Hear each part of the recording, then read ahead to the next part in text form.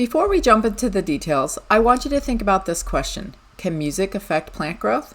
It sounds simple and maybe even a little strange, but it's actually a great example of how scientists turn everyday curiosity into a testable experiment.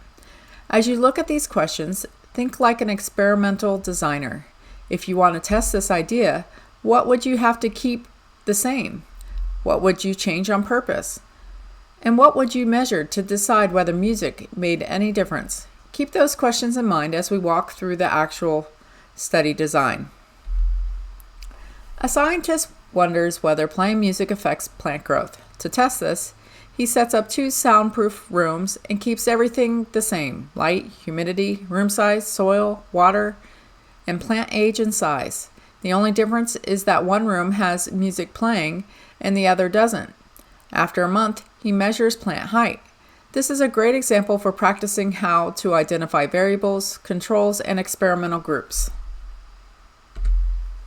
Before we jump into the reflection questions, it helps to step back and ask, what is this experiment really testing?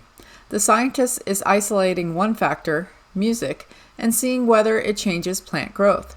Because everything else is kept the same, this counts as a controlled experiment, which is exactly what we want for drawing clear conclusions. What is the independent and dependent variable? For this question, think in terms of cause and effect. One variable is being changed by the scientist, and one variable is being measured as the outcome. Look at what's different between the 2 rooms, and look at what the scientist actually measures at the end of the month. Make sure you pause and record your reflection in your lab notebook. What are the controlled variables? This question is about everything the scientists worked hard to keep constant. Scan the description and look for all the conditions that are the same in both rooms. Those are there for a reason, to make sure any difference in growth can be blamed on just one factor. Pause and record your reflection in your lab notebook. What is a hypothesis for this study? Here you're not looking for the right sentence. There can be more than one good answer. A strong hypothesis should clearly connect the factor being tested, which is music, to the outcome being measured, which is plant height. Pause and record your reflection in your lab notebook.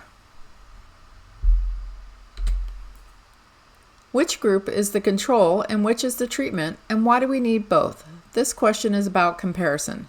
One group represents normal conditions and the other represents the experimental change. Think about why science almost always needs both. Without a comparison group, you wouldn't know whether the treatment actually made a difference. Pause and record your reflection in your lab notebook. This is a strong experimental design because it isolates one variable, controls the rest, and uses a clear measurement. That's exactly what you want when you're trying to decide whether something actually causes a change in plant growth.